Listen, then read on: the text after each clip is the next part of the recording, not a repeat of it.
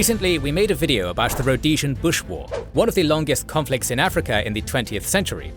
The important feature of this conflict was the prominent role of South Africa in it. But it was not the only intervention of the apartheid regime of South Africa in the Cold War era. Today we're going to talk about the South African Border War, in which the apartheid regime fought the Namibian independence movement and intervened in the Angolan Civil War, which put them into a direct conflict with none other than Fidel Castro's Cuba.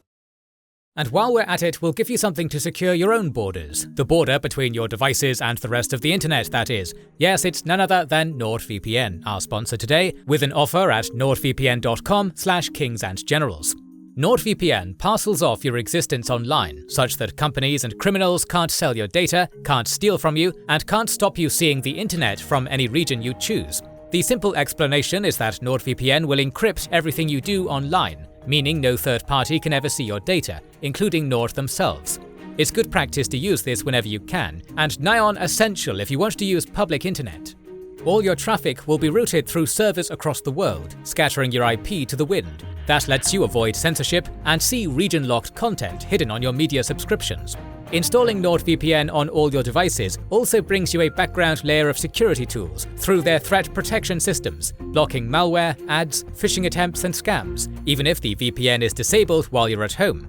As for that special offer, claim 4 months of extra coverage for free on your 2-year plan when you sign up at nordvpn.com/kingsandgenerals. They offer a 30-day money-back guarantee, so there's no risk in giving it a go. That's nordvpn.com/kingsandgenerals. At the end of the Second World War, the vast majority of Africa remained under the colonial rule of Britain, France, Belgium and Portugal, with very few independent states scattered throughout the continent. South Africa was a special case here. As a member of the Commonwealth, of course, South Africa helped Britain during the war, and remained an important member of the Western coalition from the early stages of the Cold War. South Africa was a major politically, militarily and economically powerful nation. It had enjoyed de facto independence since 1910, embarking on a gradual transition from British rule to Afrikaner rule by the local white minority, rather stably. But the global trend of anti-colonialism and the collapse of the empires in the aftermath of World War II was an irreversible process, and its arrival in Africa was inevitable. And the most distinct feature of the anti-colonialist movement in Africa is that in some countries the struggle for independence was in the form of fighting against imperial overlords, while in others, like Rhodesia, it assumed the shape of struggle against white elites who had no intention of giving up their powers to the black majorities. South Africa, as the most powerful state of its region, was involved as a side opposing the anti-colonialist movements in both of their shapes. Given the nature of the regime in South Africa, this was expected. Even before South Africa explicitly adopted the apartheid laws, the white minority had all the power in the country, while the black population was disenfranchised. South African laws restricted black ownership. Practically no blacks were allowed to vote, and there were significant obstacles to their freedom of movement. During World War II, the United Party government was somewhat lax in the enforcement of these laws, to avoid any trouble with the black majority in those tumultuous times. They allowed black workers to migrate to big cities to mitigate labor shortages. This, on the one hand, pushed the urbanized black population to start organizing and making their political demands more vocally. But on the other hand, it caused the discontent of the powerful Afrikaner nationalist groups. So the central issue of the 1948 elections in South Africa was race, and the representative of Afrikaner nationalists, the National Party, won the elections on the platform of separateness of racial groups, the apartheid. The apartheid laws brought about almost complete physical, political and legal segregation of racial groups. Any dissent, particularly organized opposition against the apartheid laws, were prohibited by a series of laws. One of the important turning points in South African history was the Sharpeville massacre in 1960, when the police killed 69 anti-apartheid demonstrators. This shocked the world and prompted global condemnation as the United Nations General Assembly called for sanctions against the apartheid regime. This was the time when several newly independent states had joined the United Nations and obviously strongly pushed for sanctions against South Africa. In contrast, socialist states like the Soviet Union, China and Cuba positioned themselves as champions of anti-colonialism and offered further support. The Soviet Union in particular saw anti-colonial movements as potential allies and an opportunity to score further points in its Cold War confrontations with the United States. However, the apartheid regime and its atrocities appalled not only the African people and the socialist nations, but the liberal democratic societies too, which posed a dilemma for the United States and Britain. On the one hand, South Africa was seen as a powerful bulwark against anti-Western and communist expansion in southern Africa. But on the other hand, being allied with one of the biggest human rights abusers in the world was detrimental to winning hearts and minds of the Third World, and was seen as an unethical position by many at home. In 1961, South Africa was forced to leave the British Commonwealth. In 1963, the UN Security Council adopted a resolution calling for an embargo on military sales to South Africa. South Africa was becoming increasingly isolated, and it was seeking ways to avoid this. In 1965, the South African government announced a shift in its foreign policy, aiming to break its isolation. One of the curious aspects of this strategy was an attempt to establish diplomatic relations with African states.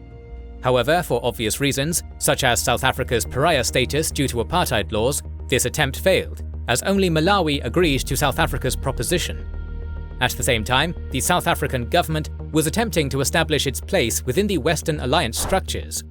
The Western societies were far from united in their attitude towards the apartheid regime in South Africa, as conservative voices in the United States and Britain saw South Africa as an important component of the Cold War deterrence of communism in Africa, and South Africa's diplomacy tried to play on these Cold War fears of the West. For instance, in 1968, the Soviet Union started regularly sending its warships, submarines, and other naval assets into the Indian Ocean, and South Africa attempted to portray it as a major threat to the Western shipping lanes around the Cape into the Indian Ocean.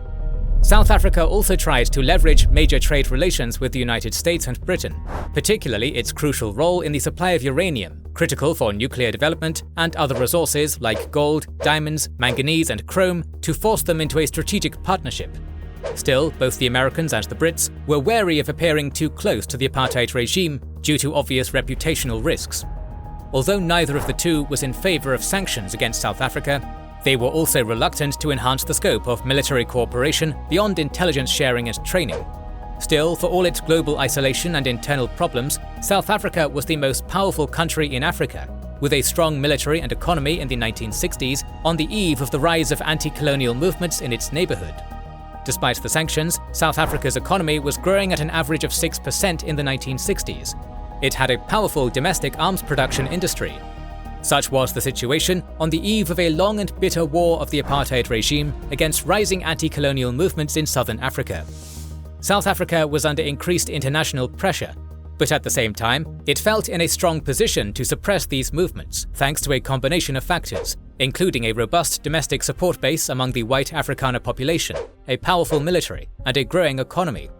One of the key conflicts that South Africa fought during the late Cold War period was the South African Border War and the Angolan Civil War.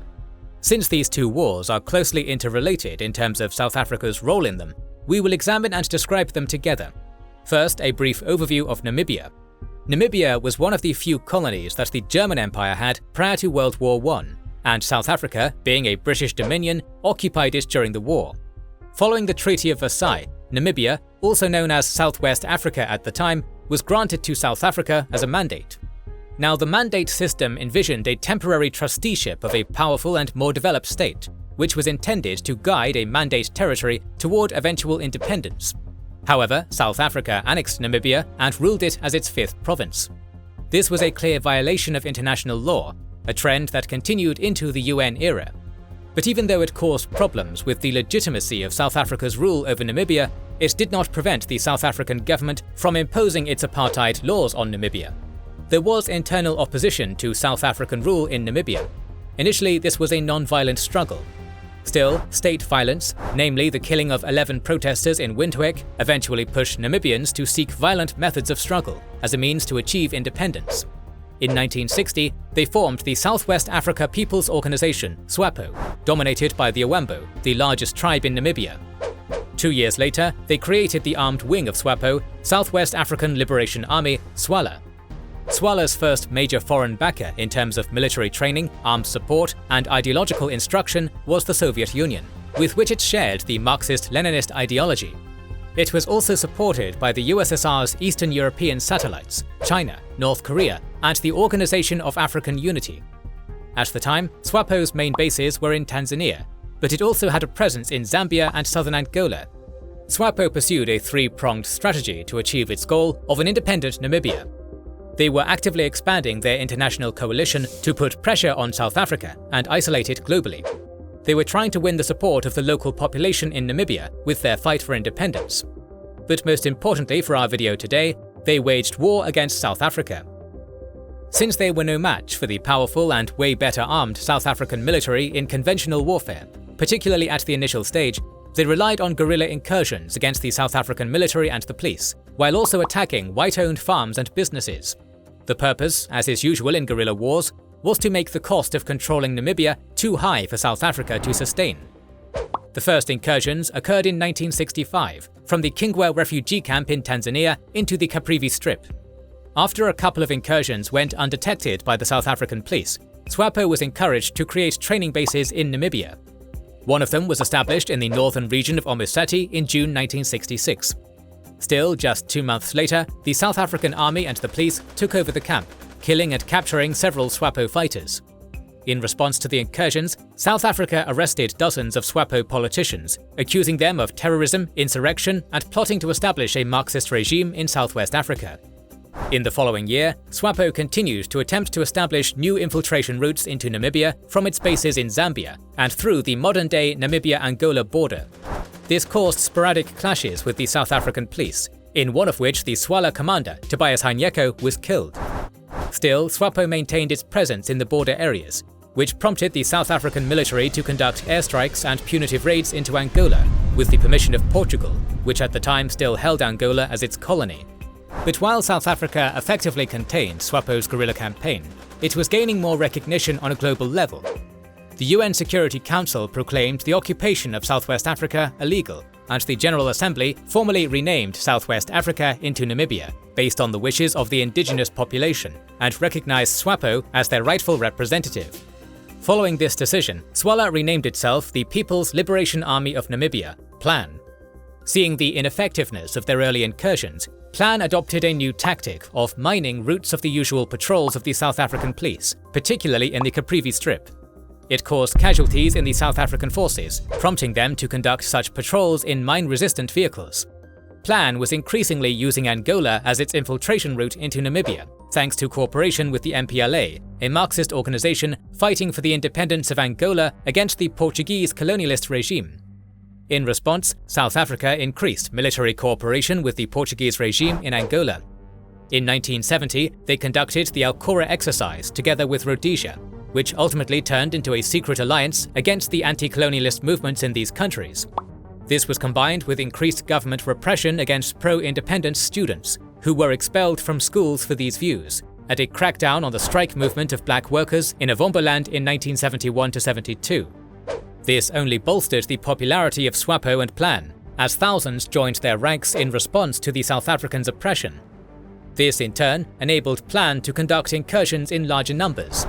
For instance, in January 1973, almost 50 militants attacked a police base in Caprivi, setting it on fire. Gradually, PLAN activity was expanding beyond Avombaland and Caprivi. Until 1974, South Africa primarily relied on its police forces to contain PLAN in the border areas. However, the increasing frequency of attacks prompted the government to reassess its strategy, leading to the deployment of the South African Defence Force, the country's military, to the border areas. There they created a heavily patrolled buffer zone known as the Cut Line to prevent PLAN infiltrations. South Africa also began recruiting more locals to fight against the insurgents. At this point, South Africa appears to be well in control of the situation, as PLAN's operations were largely contained and causing minimal damage. The biggest challenge for the insurgents was the logistical difficulty of conducting their attacks from faraway Zambia. However, the 1974 Carnation Revolution, which overthrew the military dictatorship in Portugal, significantly altered this situation. Portugal began transitioning to democracy and accepted Angola's independence. However, the problem arose when the groups fighting for independence against the Portuguese started to fight among themselves due to ethnic and ideological differences. Initially, there were three powerful groups: the MPLA, UNITA, and FNLA. However, the conflict ultimately boiled down to a fight between the Marxist MPLA, supported by the Soviet Union and Cuba, and UNITA, supported by the West. The MPLA allowed SWAPO to operate against South Africa through bases in the border areas with Namibia. Hence, South Africa saw UNITA as a natural ally and also began backing them, as well as the FNLA, which was later marginalized. Along with helping anti-MPLA groups with weapons, the South African government also fairly quickly decided to send its troops to the border areas to prevent Plan from solidifying their presence in South Angola. Along with helping anti-MPLA groups with weapons, the South African government also fairly quickly decided to send its troops to the border areas to prevent Plan from solidifying their presence in South Angola. In August 1975, the South African military moved into southern Angola, taking over areas around the Kanene River and occupying Kaleke. However, early in the civil war, the MPLA was arguably the most powerful group and quickly launched an offensive to defeat UNITA and the FNLA, before Angola was set to become independent from Portugal on November 11th. The MPLA's march was successful until October 1975, when the South African government sent 1,500 to 2,000 troops from Namibia to halt their advance. This was called Operation Savannah. At the height of the operation, South Africa had up to 3,000 troops in Angola, divided into 4 groups. Combat Group Zulu, comprising approximately 1,000 South African soldiers, quickly captured Onjiva, Zangongo, Kahama and Lubango, and then linked up with UNITA to capture Benguela and Huambo. The combat group Foxbat operated in central Angola with the ultimate aim of helping to capture the capital, Luanda. Another 1,000 men in Combat Group X-Ray advanced on central Angola, east of Combat Group Zulu, mostly along the E120 highway. Finally, the Combat Group Orange also advanced along the coast to capture Mocamedes. By early November, the South African army had made a 500-kilometer deep advance into Angola and defeated the MPLA in Katengwe and continued their rapid armoured march on the capital, Luanda. Almost simultaneously, the FNLA, supported by Zaire, was approaching Luanda from the east. The MPLA looked doomed and was only saved by Cuba's direct and swift intervention. At the time, Cuban advisors were already in Angola, training the MPLA, particularly on the use of artillery. On November 9th, the first decisive battle of the Angolan Civil War, involving the South African army, took place in Cuifangondo.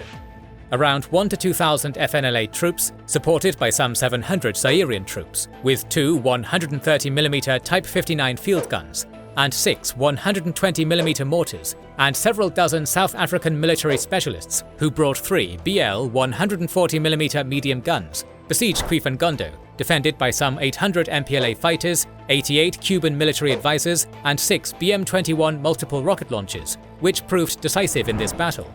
Cuifangondo was a strategic area on the intersection of 2 highways leading to the capital. Controlling Cuifangondo also meant controlling the water flow into Luanda. On the eve of the FNLA-Zaire attack on Cuifangondo, the MPLA and its Cuban advisors created several lines of defense on high ground, bolstered by multiple rocket launchers and anti-aircraft guns modified to be used against ground assets. On the evening of November 9th, South African and Zairian artillery started firing on the defenders, which was followed by a limited airstrike by South African Canberra bombers. Although the initial bombardment was inaccurate and caused minimal damage, it created some disarray in the defensive lines, and some MPLA fighters reportedly withdrew to the rear. By conventional military logic, this was the moment when the attackers were supposed to launch a ground assault. However, it was delayed for several hours due to discipline issues, and by then, the defenders had returned to their initial positions. On the morning of November 10th, the assault, spearheaded by several armoured vehicles and followed by the FNLA and Zairian infantry, started. They moved on the highway, which was surrounded by marshlands, preventing the attackers from dispersing. The attackers operated with confidence that the MPLA defences were in disarray. Still, very soon they approached the range of the MPLA artillery, and Cuban grabbed multiple rocket launchers operating on high ground, which had a devastating impact. Several FNLA Zairian vehicles were destroyed, and more than 100 of their troops were killed in shelling. The MPLA scored a decisive victory against the South African-backed FNLA. At this point, Cuba was sending its troops en masse to Angola, and more battles with the South Africans were inevitable. The next major battle was fought in the town of Ebo, as the combat groups Zulu and Foxbat, along with UNITA forces, attempted to advance northward over the river Nia. On November 25th, the superior artillery of the Cuban army once again played a decisive role, as they ambushed the South African column, destroying several armoured vehicles and killing dozens of soldiers. Simultaneously, elements of the combat group Foxbat were advancing towards Quibala to find an alternative route over the Nia River. In November, they fought several skirmishes with the MPLA, which withdrew to the north of Bridge 14 to the village of Kotofe. MPLA fighters partially destroyed the bridge, but several South African soldiers managed to cross the river, confusing the defenders' ranks. Despite artillery shelling, the South Africans hastily repaired Bridge 14 to some extent and advanced to its north with several Eland 90 armoured cars, supported by infantry. Foxbat forced the Cuban and MPLA forces from their defensive positions, but it amounted to nothing more than a tactical victory for South Africa. By the end of 1975, thousands of Cuban soldiers were already in Angola, and they managed to largely stabilize the situation for the MPLA. In the absence of a possibility for a rapid resolution of the civil war in Angola, South Africa had to choose between being bogged down in another protracted conflict or retreating and focusing on its fight with the Namibian plan. Moreover, the South African intervention in Angola was supposed to be short and covert. Still, very soon after the intervention, international media started reporting about South Africa's involvement, and, pressured by another round of global criticism, the apartheid government decided to withdraw the South African Defence Force from Angola. They failed to establish a buffer zone or a favourable government in Angola. As we have already mentioned, at the initial phase of their struggle against South Africa, Plan's main base of operations was Zambia. However, the Zambian government was growing tired of how Plan's incursions into Namibia occasionally led to retaliatory raids by the South African military into Zambia. The last drop was the Shipanga affair, in which a rogue group within Plan attempted to incite a revolt in Zambia and was subsequently repressed by the Zambian government in 1976. This prompted Plan to relocate its bases to Angola, but it turned out to be a blessing in disguise. Angola was much closer to Namibia, allowing easier logistics for more regular and larger incursions. It had ports, enabling the transport of more weapons and equipment from the Soviet Union. And it had thousands of Cubans, who could have joined Plan's fight. Plan's headquarters was now in Lubango, and several other bases in central and southern Angola. The global reputation of the apartheid was not getting any better either. On June 16, 1976, the South African police violently dispersed a student protest in Soweto, killing dozens. It caused a huge outcry globally and inside the country, even among the white community. The deterioration of South Africa's global standing led to the unanimous adoption of UN Security Council Resolution 418 on November 4, 1977, which envisaged a legally binding ban on weapons sales to South Africa. Many previously agreed weapons shipments from Western countries were halted. This, on the one hand, left South Africa with no choice but to bolster its already strong domestic military-industrial complex, but on the other hand, left it without more advanced equipment, such as combat aircraft. To offset this, they covertly imported necessary material from Western countries.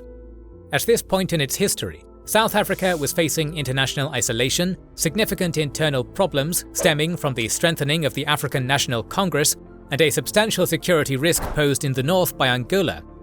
This ultimately led to the fostering of the siege mentality and further militarization of South African society. Meanwhile, the conflict with Plan continued. Following the withdrawal of the South African military from Angola, Plan had a great opportunity to train its forces on a larger scale and receive more sophisticated weapons from its Eastern Bloc allies. South Africa's response was to strengthen the border by adding further defensive measures. Plan carried out regular raids and incursions into Namibia, as the SADF would sometimes cross into Angola in pursuit of Plan fighters. In late 1977 to early 1978, Plan increased the intensity of raids, killing several soldiers and Namibian tribal leaders not loyal to Plan. The South African Defence Minister, Botha, had been urging the government to assume a more proactive stance in its fight against Plan, especially in the light of successful Rhodesian operations on enemy territory, and these incursions pushed the military leadership to agree. In May 1978, they launched Operation Reindeer, targeting several Plan bases in Angola. The main target was one of the most important logistical bases of Plan, the Cassinga base, which also housed several thousand Namibian refugees. The attack on Cassinga started early in the morning of May 4, 1978, with Canberra and Buccaneer bombers inflicting major damage on the Cassinga base. Since Cassinga was far from the border, and in order to avoid Cuban forces on the way and not lose the element of surprise, the ground assault was to be carried out by 370 paratroopers of the 44th Parachute Brigade, who landed near the base around an hour after the bombing. They attacked the base after regrouping. The perimeter of the base was breached with little resistance, but as soon as the paratroopers entered the base, they encountered heavy resistance, including artillery fire. To silence the Plan artillery, the South Africans had to enter the trenches and fight in close combat. According to their reports, Plan allegedly placed civilians in these trenches as human shields, which caused civilian casualties, but the truthfulness of this allegation is still debated. In any case, in a couple of hours, the 44th Parachute Brigade defeated the Plan resistance inside the base. They took several Plan fighters as POWs, destroyed supplies, took intelligence documents, and waited for their helicopters for the extraction. However, due to the delay, the Cuban unit stationed in Techimutete, only 15 kilometers away, started moving on Cassinga, strengthened with around 30 T-34 tanks, BTR-152s, and other armoured vehicles. The South Africans lacked heavy armour, therefore they did not have much firepower to stall the Cubans for long. The paratroopers destroyed several tanks and armoured vehicles with their anti-tank weapons, and were later aided by air support from 1 Buccaneer and 2 Mirage 3 aircraft. Despite a very threatening situation, they managed to hold off the Cubans to a degree sufficient for an extraction. On the same day, the mechanized South African force crossed the border to attack the Tetequera base, which was captured after killing and capturing hundreds of Plan fighters, and Dombondola, which had already been abandoned. Operation Reindeer was a tactical success for South Africa, inflicting temporary damage on SWAPO's infrastructure in Angola. But on the other hand, it was yet another severe blow to South Africa's global reputation, as many states saw it as an attack on a refugee base, resulting in hundreds of civilian casualties. At this point, South Africa's global reputation was so bad that there was a sense that they were on their own. This notion strengthened when an apartheid hawk, P.W. Botha, became the Prime Minister in September 1978. He immediately launched the Total Strategy policy, envisioning the complete mobilization of state resources to ensure victory against black nationalist movements. The increase in the military budget, which exceeded 20% of the annual state budget by the early 1980s, enabled expansion of military production. Accompanied by the expansion of conscription for white males to 2 years and annual call-ups, the South African Army now had the potential to create more mechanized forces.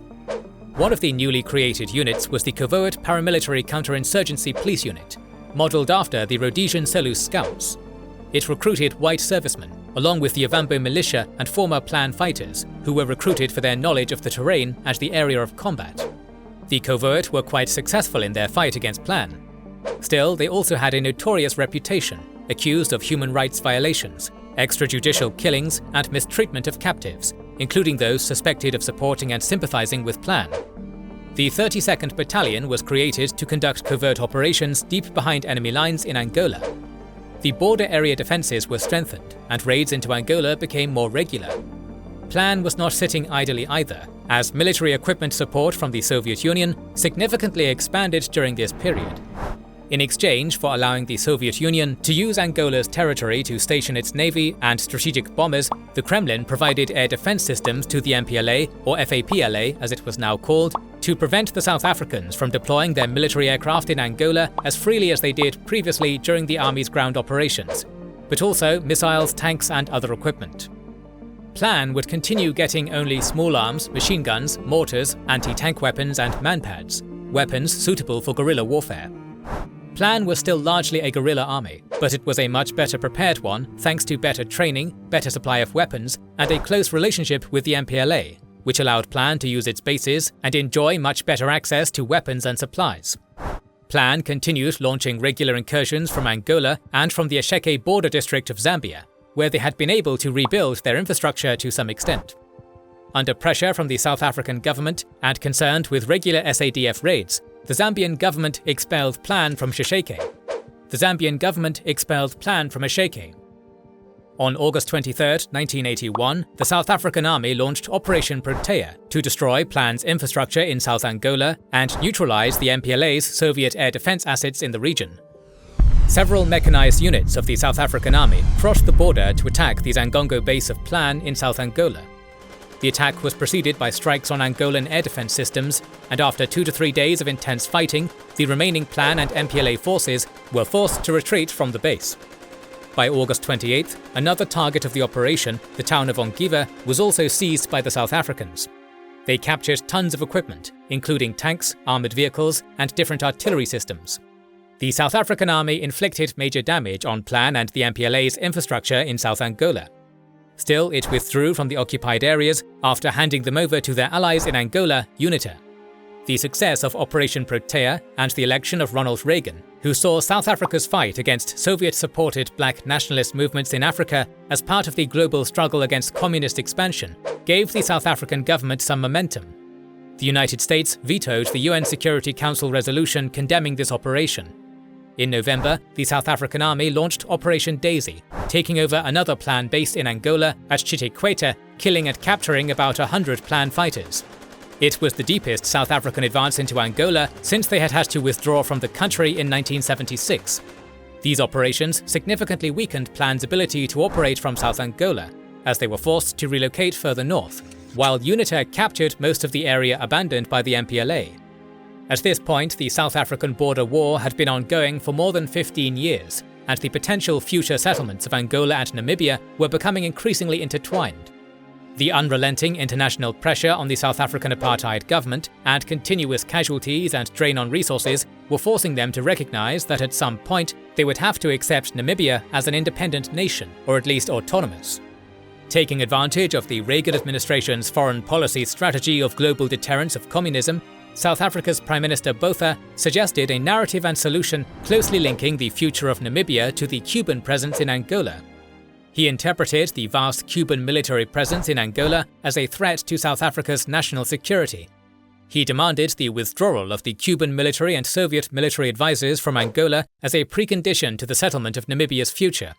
To signal its readiness to accept self-rule in Namibia gradually, the South African government allowed the conduct of the multi-party conference in 1983 in Namibia, which subsequently led to the creation of the Transitional Government of National Unity among Namibian parties, with close supervision and veto power from Pretoria.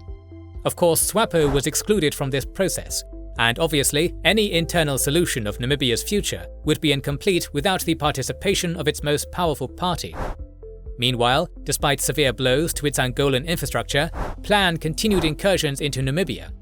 Despite the South African army's extensive defensive measures and considerable power, the vast border between Angola and Namibia enabled a greater number of PLAN fighters to enter Namibia undetected by the South African army.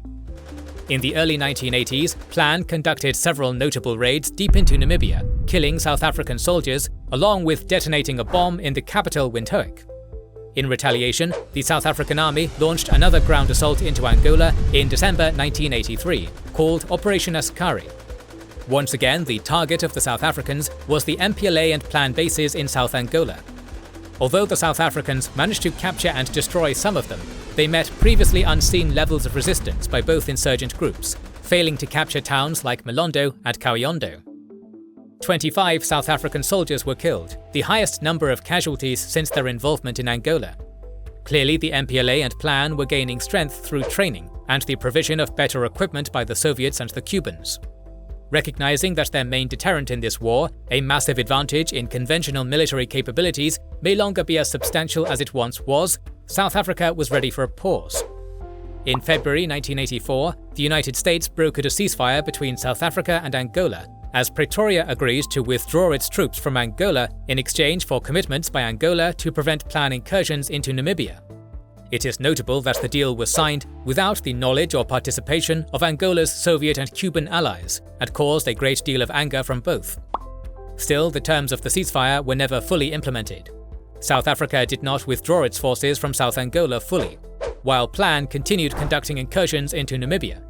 In May 1985, South Africa's special forces were sent on Operation Argon into the oil-rich Cabinda exclave of Angola to gain leverage in diplomatic talks and force them into abandoning PLAN.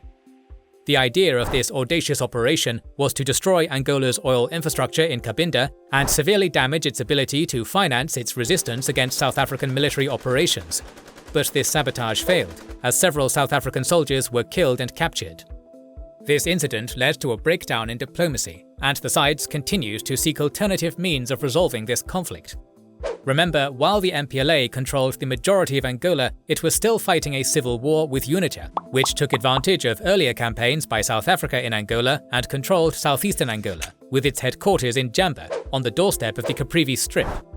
In the 1980s, the Reagan administration covertly supported UNITA with military aid and urged South Africa to do the same. But the MPLA was in a far stronger position, enjoying massive military aid from the Soviet Union and the presence of around 30,000 Cuban soldiers.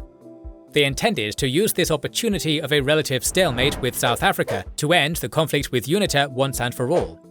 In August 1978, 4 MPLA brigades of at least 20,000 troops and 150, mostly T-55 and some T-62 tanks started moving towards the Lomba River, with the immediate goal of capturing Mavinga, a key UNITA stronghold on the way to Gambar. South Africa joined UNITA in this defensive battle, and it had a devastating effect on the MPLA. The MPLA attempted numerous times to cross the Lomba River. Still, each time they suffered significant losses inflicted by South African artillery, and by early October they had to abandon their plans. The MPLA lost thousands dead and wounded, and at least 60 tanks, dozens of other vehicles and artillery pieces. The decimated MPLA brigades were routed, and the UNITA-SADF coalition took advantage of the situation.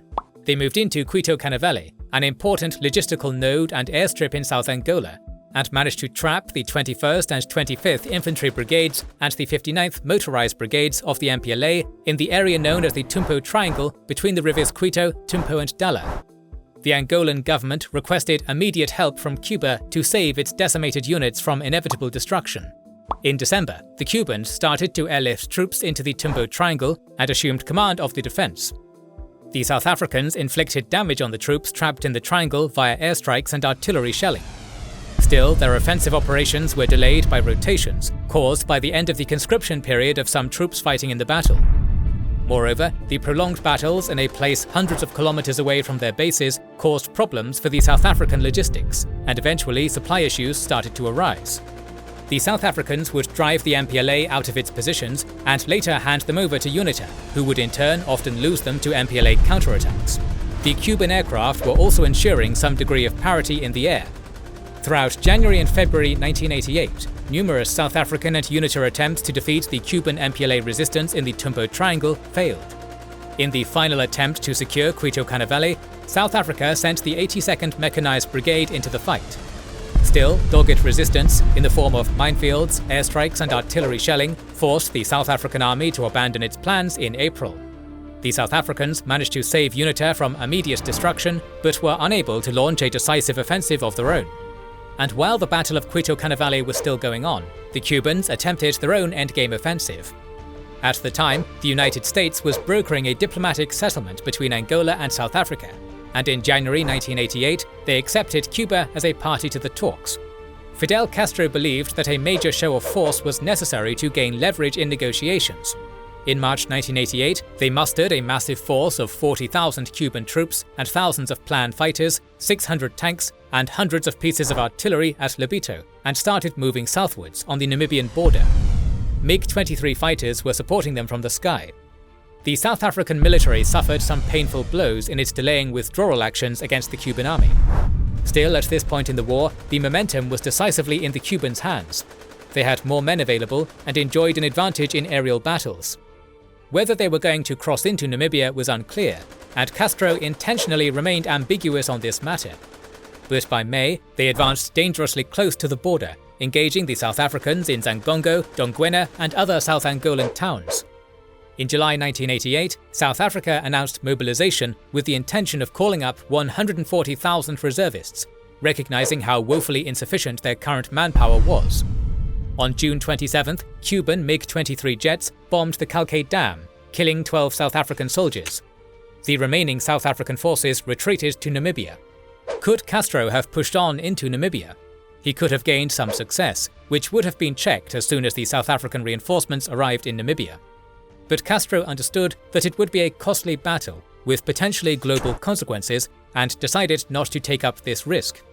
The Soviet Union, now led by the reformist Gorbachev, was also seeking to withdraw from conflicts it was involved in around the world, and establish decent relations with the United States. Thus, they joined the United States in trying to find a settlement between the three sides. This ended with the signing of the Brazzaville Protocol. South Africa agreed to Namibian independence in exchange for a phased withdrawal of Cuban forces from Angola. In November 1989, Namibia held general elections, with SWAPO getting the majority of votes. On March 21, 1990, Namibia was proclaimed independent. In 1991, the last remaining Cuban soldiers left Angola. The South African border war continued for more than 23 years. The powerful South African economy and military fought until the bitter end to maintain control over Namibia. Still, it was a massive drain on their resources, particularly facing international isolation due to the apartheid policies. The prevailing sentiment of the time was decisively against South Africa in its fight to prevent the victory of anti-colonial forces on several fronts in Africa. And even though, from the purely military perspective, they could have gone on to fight these wars for longer, on the political and strategic front, they lost all of these wars, ultimately giving way to the anti-colonialist forces in Africa. We will talk more about the African conflicts in the coming months, so make sure you are subscribed and have pressed the bell button to see it. Please consider liking, subscribing, commenting and sharing, it helps immensely. Our patrons and YouTube members can watch more than 200 exclusive videos. Join their ranks via the link in the description or by pressing the join button under the video to watch these weekly videos, learn about our schedule, get early access to our videos, access our private Discord, and much more. This is the Kings and Generals channel, and we will catch you on the next one.